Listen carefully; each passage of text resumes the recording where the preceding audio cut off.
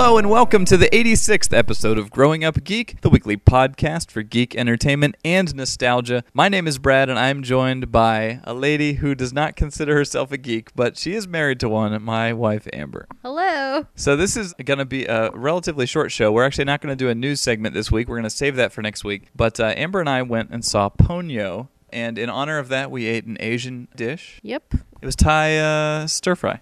Sure, yeah. And it had chicken and rice, and it was very delicious. And we've just eaten that, and we're going to discuss Ponyo. But before we do, we have to talk about the weird commercial that we saw before that movie. The tragedy on film. What? Oh. Let's describe this here. It begins with a woman describing a nightmare that she had where a baby hand came out of her garbage disposal. Well, it seemed like it was going to be a movie about dreams Right. or nightmares, but like interviewing people with their experiences about dreams or nightmares they've had. Right. So she says she's had this nightmare with the hand in the garbage disposal, and then suddenly Deepak Chopra is telling us that Isn't it Deepak Chopra? Okay, I'll pick your pronunciation, is telling us that our nightmares are when our dreams go sour. Okay, we'll just take his word for it. And then all of a sudden, there's a guy talking about global warming, and it's a Honda commercial. Failure. Well, it's not a Honda commercial. It's, I guess, our nightmare of the world, ending because we're not saving the earth. I don't know. Yeah, that's the thing. None of it had any connection in my mind. I was like, what are you doing? Well, Honda thinks that if they're associated in people's minds with trying to help the earth, that people will then buy Hondas more. I mean, I didn't really care for the video. Maybe they can help me with the tiny hand in my garbage disposal, because that is what I think of when I think of Honda. And my dreams, my nightmares have gone sour. Buy a car. Yep, that's it. Even though I own a Honda and I love Hondas, that's all I'm going to say. That's crazy. Anyway, I just had to point that out. Weirdest advertisement ever. So, okay, let's get into Ponyo. That is the 10th hand-animated film. Ponyo. It's Ponyo. Sorry, yeah. Throughout the movie, there's actually a discrepancy over how they... Well, everyone in the movie says Ponyo, except for one guy, played by Liam Neeson, who says Ponyo. So I'm assuming that Liam Neeson just didn't know how to pronounce it, and it really is Ponyo. Yeah, okay, so Ponyo, it's the 10th hand-animated film from Hayao Miyazaki, who is basically, as we've said before on the show, he's like the Japanese Walt Disney, and we love him. I know you love him. I know I do. I know, yeah. We all have dreams. I know I do. People are talking about.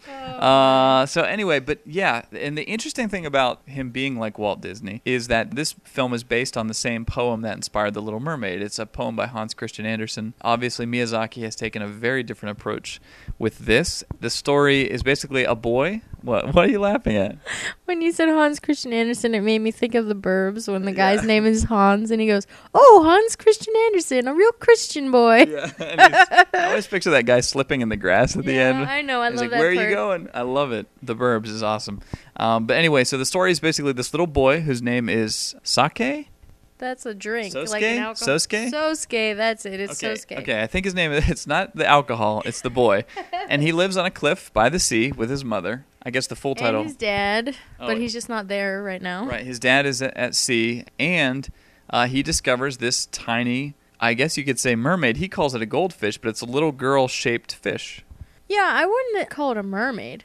I'd call it a fish with a girl's face. Like almost like a jellyfish where it's like an open kind of dress. And she has a very simple, cute design. And he finds her, and then we learn also that she is from an underwater kingdom, and there's a sort of father-type character who is in charge of all of the fish in the sea, it looks like. And so in typical Miyazaki style, it's got a lot of weird fantasy-type elements. I want to first ask you, what is your favorite Miyazaki film? Howl's Moving Castle, by far. Yeah, and why is that? Because it's the best. That's a good reason to like something, I will say, among all the reasons you could give. It's the most relatable story. It's not as crazy, even though it is crazy. Would you say it's like a love story?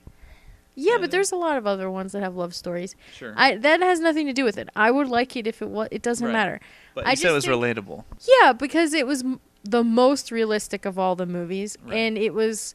You connected with the characters. Yeah, and it wasn't as crazy as the others. Some of the others, I really like them, and it would have a good story up to a point, and then it would do something crazy that I just didn't understand why it was doing that anymore. Yeah, and my favorite is Spirited Away, which is also crazy. I mean, they're all fantasy type stories. That one's my second favorite. So Yeah. Well, that's good. I'm glad to hear that we're almost in agreement. Or almost, but mine's better. as Fred Durst would say, we're almost in agreement. I hate that. That's not a word. Now we know that your favorite is Howl's Moving Castle. Where would you rank Ponyo? Ponyo, I would say 4th or 5th out of 10, so directly in the middle. Somewhere in the middle. Okay. I don't know exactly where I'd rank it, but I'd put it pretty low. I have to say... Wait. You'd put it lower than Nausicaa? Well, I guess partly because it's newer. It does, in my mind, it sticks out as better Lower than... than Porco Rosso?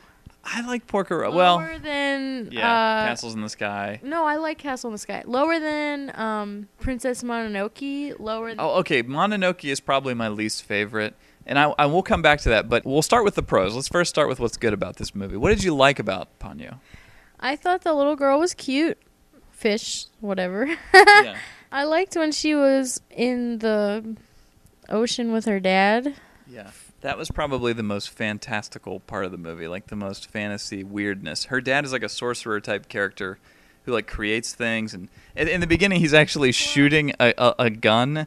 There's a squid that flies over his head that's rainbow colored, and he pulls out a gun and shoots a rainbow at it and then puts it away. And that's Miyazaki for you. We don't even know what that meant. Yep, but yeah, I like those parts the best. Yeah. Like, it seems weird to say that I like the craziest parts the best when I just said that my favorite movie was the least crazy. But well, no, I don't think that the reason you like Howl's Moving Castle is because it's not crazy. I think it's just because that you relate to the characters. The story makes the most sense, right, is what I'm trying to say. Right. Howl's Moving Castle, the story is complete.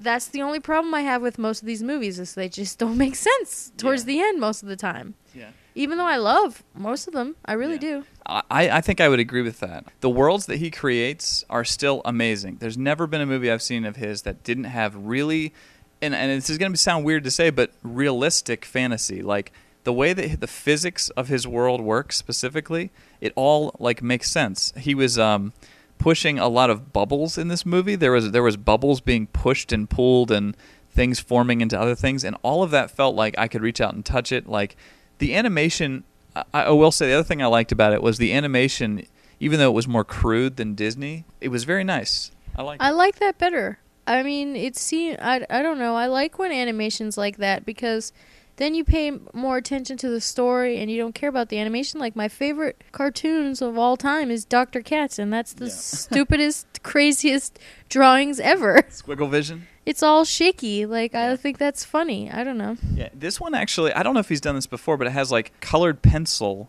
backgrounds. Did you notice that? It almost looks like crayon or colored pencil for the backgrounds, and then very simple foreground animation.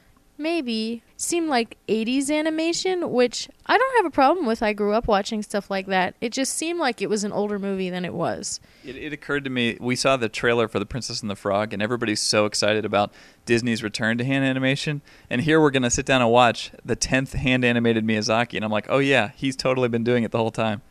Yeah, but for The Princess and the Frog, yeah, the colors were bright and it was crisp looking, but it doesn't look as good to me as this movie does. Yeah.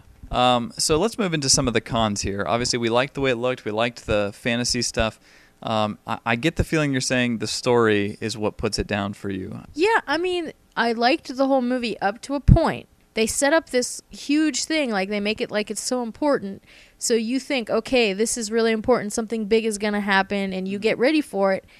And then it ends up being, like, not a big deal at all. And that disappointed me. Like, if they're going to set up something to be very important, make it very important. That's exactly how I would describe it. I'm glad we agree. This movie sets up a lot of things that it does not pay off.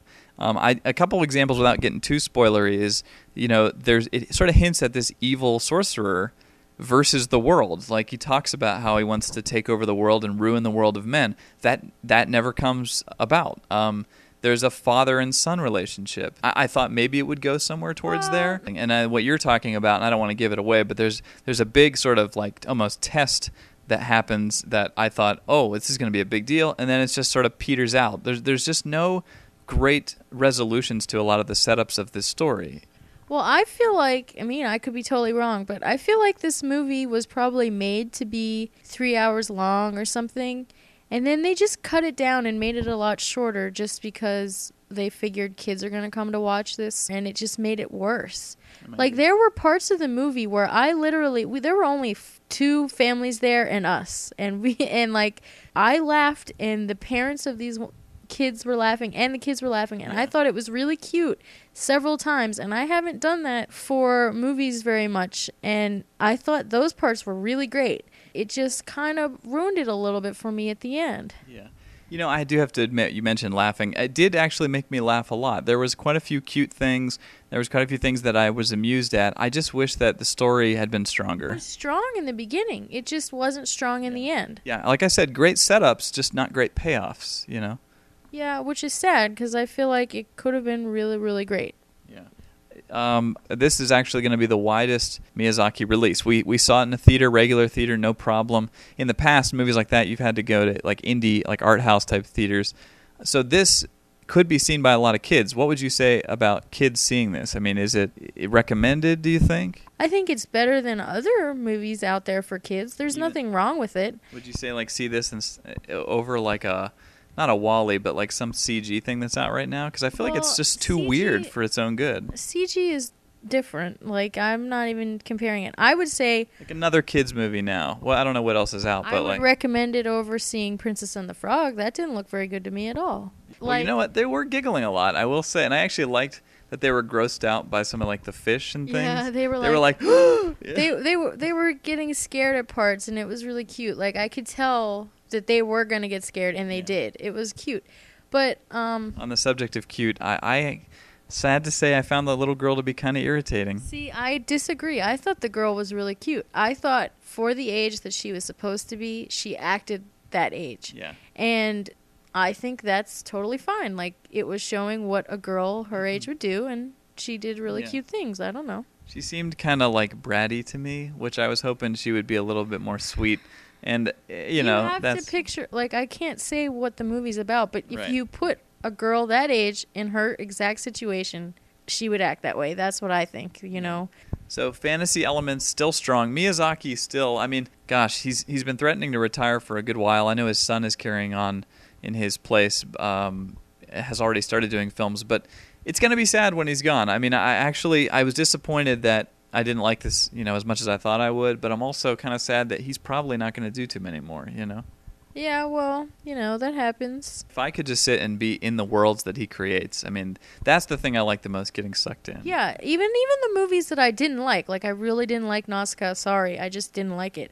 I still was completely interested the whole time because the things that he thinks up are crazy. Like, I could never think the way he thinks. It's really interesting to see how things look and how things act. It's like nothing I would ever think of. I would say it's certainly worth a look. And if you're a Miyazaki fan, you've already, you know, gone out and seen this. But unfortunately, maybe somewhere around his fifth best. In the middle. Somewhere in the middle is okay. So speaking of great talents, a bittersweet nostalgic segment this week. We're going to talk about John Hughes, who died last week, actually. And man, if there is anybody who has made more great movies, at least in the 80s and 90s, I don't know who it is. Just a short list that I could rattle off here. Mr. Mom, National Lampoon's Vacation, Ferris Bueller, Weird Science, The Breakfast Club, 16 Candles, Pretty in Pink, Planes, Trains, and Automobiles, Dutch, which is something that you pointed out. I didn't even know what Dutch was. I love that movie. That's so good. She's Having a Baby, which is another one you said. Yeah, I like that movie too.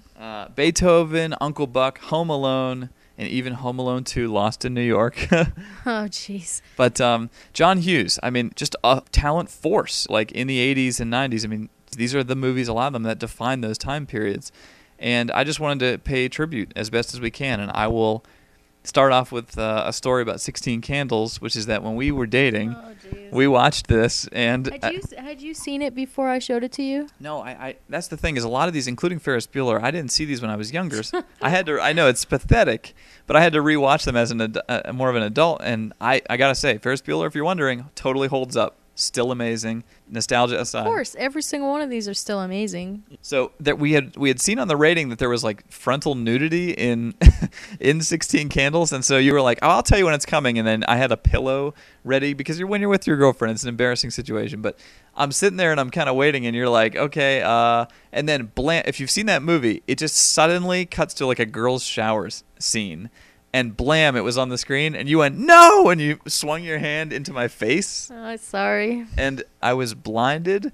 From that point on, I saw the nudity, but I did not see anything else. I'm sorry. I forgot. Like, it was just really quick. I knew it was coming, but I didn't know it was going to happen that quickly. Sorry. Yeah, so girlfriends beware, 16 Candles. But anyway. Mr. Mom, like, I remember seeing it when I was younger, but I don't think I saw it lots of times. But I know for sure I've seen every other one of them. Believe it or not, I've actually seen Mr. Mom a lot, and when I was younger, I watched that one, and it's great. That was the only one of those you probably watched. Yeah. I've seen every single one of them, and you only saw Mr. Mom. He's holding the baby up to the hand dryer in the bathroom after he changes his diaper or whatever, and he's drying its butt that way. What is Dutch? Like Dutch is really great. Like, I don't think it's a movie very many people know about, but HBO back in the 80s / early 90s would show the same like 4 movies over and over again every day. So I remember watching Dutch who's in every day all summer. Who is that? Nicolas Cage or something? No, it's no. It's the dad from Married with Children, the Al Bundy guy. Yeah. It's a comedy. It's really good though. Like, it has serious parts to it. And I don't know, I just really liked it. That's on Instant so Stream. It's so different than any other movie I've seen. The storyline is not like any other movie. Yeah, well, that's awesome. Yeah, I mean, gosh, the planes, trains, and automobiles, I always remember my favorite scene is they're driving together. John Candy is really annoying to Steve Martin. They're driving together. He always plays an annoying person, like in Uncle Buck. Oh, man. I know you like Uncle Buck. I love Uncle Buck. Man, that is such a great movie. Yeah. I love that movie. He's so great in that movie. It is weird. He got like pigeonholed into the irritating guy. But he did it really well. Yeah, that's a sad thing to say, but yeah, he did. And there's a part where their car is like scratching up against something or whatever, and sparks are shooting out, and Steve Martin's just hating his entire trip with this guy. Has already been annoying him, and he looks over, and John Candy has become like the devil. He has like horns and a cape, and he's laughing, and you see not just sparks but fire behind him as he's laughing. It's awesome. Love that movie. Yeah, those are great. I mean, you can't forget Ferris Bueller's Day Off and Breakfast Club and 16 Candles and Pretty in Pink. I think those 4 movies are the movies that everybody talks about from the 80s. I remember having to do a paper about them in my English class freshman year of college. Right. But like about how much of an impact they had on people. Everyone I knew, with the exception of you, watched them all the time. Yeah, I gotta say, I watched Breakfast Club a lot later, and that one did not hold up to me. I thought that was kind of lame. I know I'm gonna be crucified for that, but it's basically... I love that movie. I'm just saying that one to me later didn't hold up. They were headbanging while doing cocaine on a statue or whatever. But Ferris Bueller, that did hold up. Yeah, Ferris Bueller. I don't know if we actually went through with it, but I remember always talking about how we were going to do the tricks that he did about getting out of school. Like licking your palms. With the tape. Yeah, with the playing the tape of him snoring and having the mannequin turn when they open the door. That would be pretty and elaborate. Putting the thermometer underneath the light and licking your palms and all these other things. Like, they were just such great ideas that... Yeah, speaking of mannequins, in Home Alone, he has those mannequins by the window. I love that, and he has them dance. Yeah. To that song, Rockin' Around the Christmas Tree, right? Yes. I love that song. Every time I hear that song, I think of Home Alone and him dancing with the mannequins. Like, yeah, I actually think of Carol of the Bells, which is like ding, ding, ding, ding, ding. Home Alone to me is one of the best Christmas movies. Yeah, it's a really good Christmas movie. There's that awful part where he's Daniel Stern, who is the narrator from The Wonder Years. He's one of the robbers. Oh, wait, the tall, skinny guy? Yeah. I didn't know he was the narrator from Wonder Years. Yeah, he's actually the voice. Wow, that freaky guy. Yeah. I never knew that. Yeah, and he's stepping on that nail, and swear to God, it looks like it's going in. And that part with the iron falling and hitting the guy on the head. Joe Pesci, who, if you watch a movie like Goodfellas, is like a violent, scary dude, and here he is like this. Every movie that I saw him in, at least growing up, he played annoying people. I never saw him as a scary character until recently. Right. Him and John Candy had the irritating people market cornered. Yeah, but I don't know. He's not as annoying. He's just funny. Yeah. But I love Home Alone as a Christmas movie. I like watching it. Like when homeless guy gets his with the shovel. That's always good. Yeah. I don't know. All these movies, Pretty in Pink, man, I love that movie. I felt so bad for Ducky, the guy, John Cryer played him. Yeah. For like years, I was like, why doesn't she just get with Ducky? Like, I felt so bad. I wanted her to date Ducky. I'm sure everybody else who saw the movie was like, oh, whatever. He should. No, I think there's even a T-shirt that says like Ducky should have won or whatever. Yeah, Ducky, like he was just so nice to her and it was so great. But I love that she made her own dress. Like, I wanted to be able to do that when I was younger. Yeah. Like, just how creative she was and made a whole dress out of all these things that were ugly. It was really cool. Yeah, that John Cryer, when I first saw him, it was Superman 4 or 5, where he's like this punk named Lenny. And I had not seen the punk behavior before. And I was like, that guy is so cool, and I can't tell why. He had like a weird like blonde mohawk in that movie. Really? Yeah. I've never seen him in anything else except like recently he's on 2.5 Men. Like I've never really seen him in anything. Yeah. Well, it's good that you felt bad for the geek. There you go. I did. I've always rooted for the geeks. Like in Felicity, I wanted Noel to win. Yeah, he was a graphic artist. It's just always what I want. I feel bad for them, kind of. Well, you finally got your geek. There you go. Oh, man. Well, John Hughes, we had to pay homage. Amazing guy. The only person I can think of nowadays who is that homage. Homage. Herbs. Herbs. The only guy I can think of nowadays who has that much, like, never makes a bad script is Aaron Sorkin. For The West Wing and Sports Night and everything he's done, it's never bad. That's what I think of Aaron Sorkin. Did he do Studio 60? Yes. Is that the last thing he did? He wrote Charlie Wilson's War. That movie. Well, yeah, I guess. I mean, he's not the same, but I'm just saying he wrote every script of The West Wing, and I don't want to make this all about Aaron Sorkin. We're paying homage to John. Hughes. To John Hughes. Yes, it is Hughes. Okay. John Hughes. But yeah. Oh my God. But yeah, I mean, he was rare. He was rare, and there was actually rare photographs of him. Like if you look on Wikipedia, there's like a photo of him with 80s hair, like from the 80s. You know? Well, that fits. That should be his forever picture. Yeah. He made all the greatest movies of the 80s. He should have the 80s hair forever. His tombstone should have like an earring on top of it from The Breakfast Club. One earring dangling out of the left ear, yeah. Yeah, well, we're going to miss John Hughes, and that's going to wrap it up for this week. We didn't even talk about Weird Science, man. All right. Weird Science. Now, there's a geek movie. That movie is so great. When nerds make a woman out of a computer? Yeah. How does that even... Okay, yeah. It's Weird Science is what it is. Totally. It's hilarious. Yeah. I love it. Well, I think that's going to wrap it up for this week. Once again, if you would like to send us an email and have your question read on the show, you may do so.